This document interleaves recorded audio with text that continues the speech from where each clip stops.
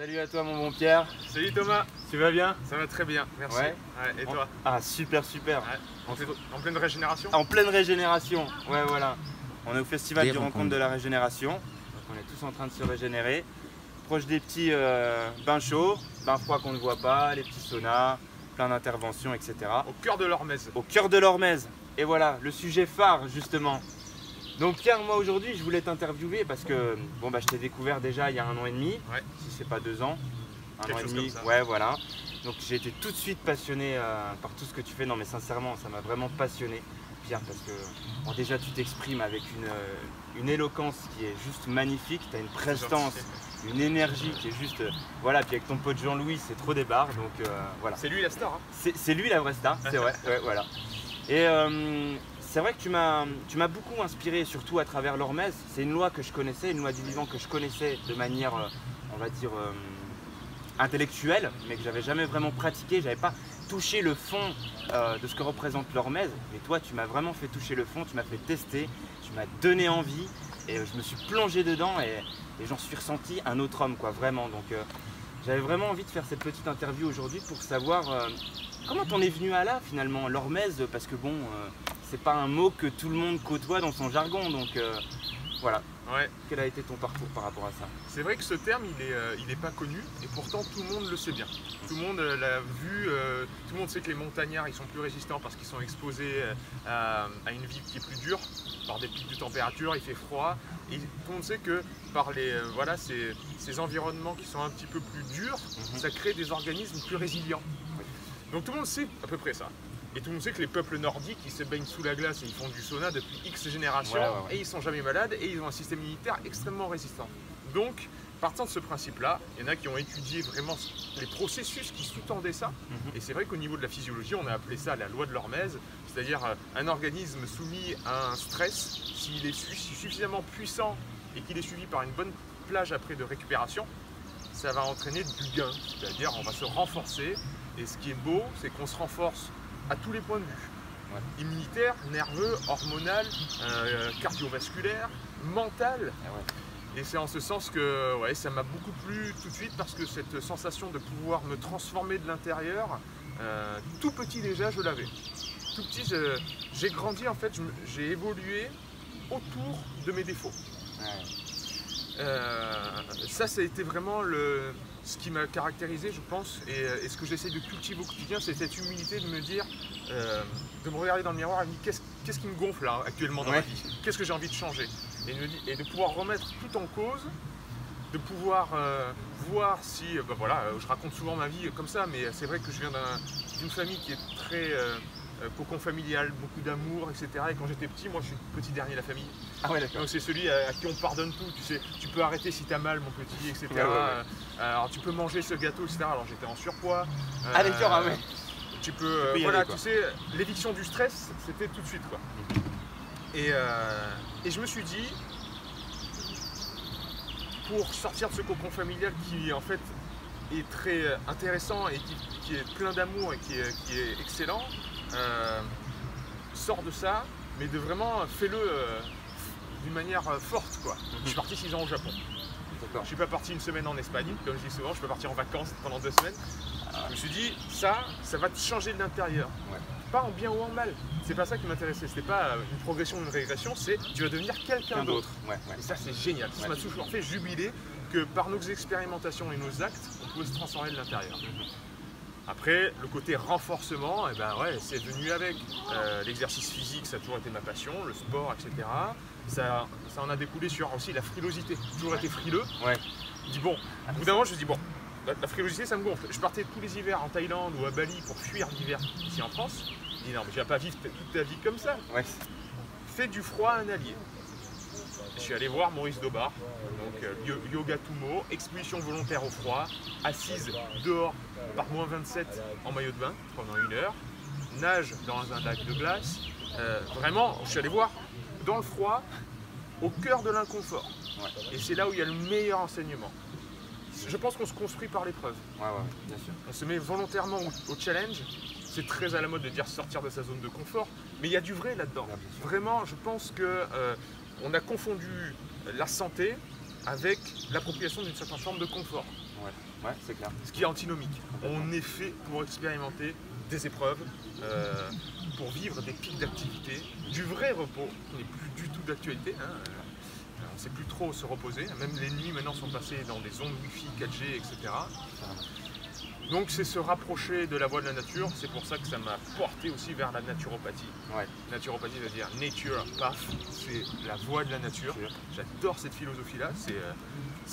Quand je fais une pratique, voilà, c'est ton garde-fou. Est-ce que dans la nature, ça se passe vraiment comme ça ou pas? Tu considères un animal, tu le regardes, ben c'est vrai, il va pioncer complètement. Et puis il va voir passer un lézard et puis il va sprinter ton chien, tu sais.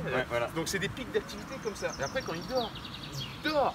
Mais tu sens que c'est le repos total, quoi. Et puis lui, il expérimente le chaud et le froid, il expérimente tout ça.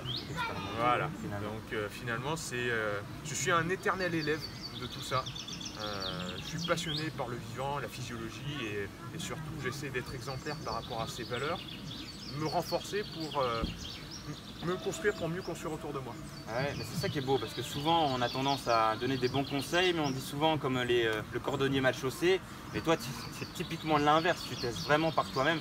Ça se voit sur ta posture, ça se voit sur ta prestance. C'est vraiment merveilleux. Et je rebondis sur un petit truc qui est assez marrant parce que je le vois, tu dois recevoir beaucoup de messages et compagnie sur le fait que les gens qui sont assez fins et compagnie ou frileux se disent ouais mais moi l'exposition froid ça va pas être possible. Ça a été un petit peu mon cas.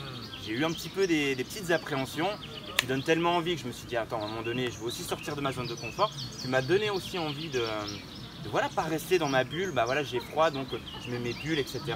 Et je m'y suis lancé et en fait quand on suit bien la méthode quelque part parce que bon c'est vrai que si on ne suit pas bien la méthode on peut avoir peut-être des petits problèmes où ça peut être difficile, mais en suivant vraiment la méthode en tout cas que tu appliques, eh ben, j'ai vu que je suis passé d'un état frileux ou même l'été quand il y avait des petits lacs à 20 degrés, tu sais, oh là là, on me disait même, on m'appelait Tati du désert, tu sais, je voulais même pas aller dans l'eau. Aujourd'hui, bah voilà, moi je suis descendu à 4 degrés pour l'instant, c'est déjà pas trop mal, mais je le vois, maintenant je suis plus frileux, je peux me trimballer en t-shirt, etc., il n'y a pas de souci avec ça. Donc déjà vraiment merci pour ça. C'est toi qui as fait le job. Et je t'accompagne. Ouais exactement, mais tu m'as donné envie, voilà. Et pour citer aussi le fait que tu dis toujours dans la confort ou finalement relever là où on fait des chutes pour apprendre de ses erreurs, etc. et essayer de se relever, ça me fait penser, moi j'ai été très marqué par un personnage qui s'appelle Batman en fait, donc c'est un super héros et la phrase culte de Batman c'est à quoi servent les chutes? À mieux apprendre à se relever. Et ça m'a vraiment toujours marqué et c'est pour ça que moi aussi avec cette petite phrase dans ma tête, j'ai toujours voulu aussi, tu vois, aller de l'avant, essayer de rapprendre de mes erreurs. Quand je tombe, je veux apprendre à me relever, aller plus loin dans l'effort, etc., etc. Donc voilà. Et dernière petite question, Pierre, c'est la santé pour toi. Parce qu'aujourd'hui, j'ai l'impression que pour beaucoup, quand on farfouine les réseaux sociaux, même beaucoup de livres, etc., la santé se résume souvent, je le vois aujourd'hui, tu vas me dire si tu es d'accord avec ça, à l'alimentation. Quelle alimentation faut prendre ou quel type de complément ou de plante faut prendre pour avoir la santé. Alors que la santé, moi, dans mon enseignement dans l'hygiène naturelle, c'est vraiment tout un axe de besoins vitaux, c'est une roue avec des engrenages. Et voilà, j'aurais voulu savoir comment tu définirais la santé simplement pour qu'on finisse. Alors je vais répondre à ta question et je vais rebondir quand même un tout petit peu avant sur ce que tu as dit au niveau des échecs. C'est essentiel, hein. De toute façon il n'y a pas de vie sans échec. Donc on expérimente des choses, on n'y arrive pas, on tombe de la falaise, on apprend où est le rebord de la falaise. C'est essentiel pour nous construire.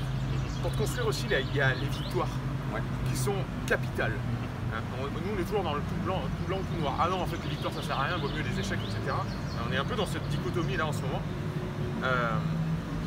On a besoin de petites victoires à les cultiver au quotidien. Commencer la journée par une douche froide, c'est chiant, mais vous allez commencer par un truc qui vous semble extraordinaire et vous dire waouh, j'arrive à faire un truc. Tu commences par une victoire, tu te mets sur les bons rails pour toute la journée. Tu commences par de l'exercice physique, tu commences par des techniques de respiration, tu commences par faire quelque chose de bien, que tu sacralises. Tu prends le temps de le faire. Et tu le fais bien. Après, tu as l'impression d'être Batman toute la journée. D'être invincible. C'est clair. Et tu sais, il y a un livre qui m'avait beaucoup marqué, c'est d'un général américain, un militaire, je crois que ça s'appelle Apprendre à faire son lit tous les matins ou un truc comme ça. Il disait à quel point, pour les militaires qui sont au front, au combat, c'est important tous les matins de faire leur lit. Parce que c'est la seule chose qu'ils maîtrisent dans la journée. Après, ils vont peut-être mourir, ils vont plus rien contrôler. Mais le lit le matin, ils vont le faire parfaitement. Vrai. Parce que c'est la seule chose qu'ils maîtrisent. trouver dans votre quotidien un petit challenge à votre portée, à cultiver, sortir de la zone de confort à votre niveau. Ça peut être juste une douche écossaise, chaud-froid, une douche froide que sur les jambes. Mais rien que ça va vous mettre sur les bons rails pour toute la journée. Et petit à petit, cette progression en pente douce, elle enclenche des cercles vertueux qui sont énormes. Pour répondre à ta question au niveau de la santé, pour moi, la santé c'est l'adaptation, l'adaptabilité. C'est-à-dire que les gens qui ne sont pas en santé, on les observe partout. Tu vas au supermarché, tu as des gens qui font la queue, et puis tu vois qu'il y a quelqu'un qui coupe la queue, en faisant exprès ou pas. Tu as les gens derrière qui disent « Eh oh, je vais couper la queue, etc. » Pas d'adaptabilité. Si on pète un câble tout de suite, les gens en voiture, on lui fait une queue de poisson, « Eh, nom d'oiseau, coup de klaxon, etc. » Zéro adaptabilité. C'est-à-dire on est déstabilisé dès que la situation change. Pour moi, quelqu'un qui est en santé, c'est quelqu'un qui peut être dans un bain froid à 4 degrés, tout de suite passer à un sauna à 110 degrés, aller faire des exercices physiques, porter quelque chose de lourd, sans broncher, quoi. Et qui peut se mettre tout de suite au service d'autrui. Tu vois, ça, c'est l'adaptabilité. Pour moi, c'est quelqu'un qui est en santé. Voilà. Parce que la santé ne se définit pas par l'absence de maladie. Non. Malheureusement, c'est comme ça qu'on la définit de nos jours. Ouais, c'est clair. Voilà. Ah, je suis tout à fait d'accord avec toi et c'est ça qui me plaît vraiment chez toi parce que comme je le disais, on voit beaucoup le sujet de la santé, l'alimentation, qu'est-ce que je dois manger, alors c'est les batailles, t'as tout et son contraire, c'est un véritable sacerdoce le truc. Et toi tu nous as vraiment montré dans ton travail, parce que tu nous parles pas peu en fait d'alimentation, tu nous as parlé un peu de digestion, etc. Ce qui est pour moi, je dis souvent d'ailleurs qu'avant de s'intéresser à l'alimentation pure et dure de ce que je vais manger, s'intéresser au processus digestif, on va déjà gagner avant même de s'intéresser à l'alimentation. Ça revient, tu sais, pour moi, le but que tout le monde devrait poursuivre, c'est penser à agir par soi-même. C'est cette recherche d'autonomie-là. On ne peut pas se faire l'économie de la connaissance.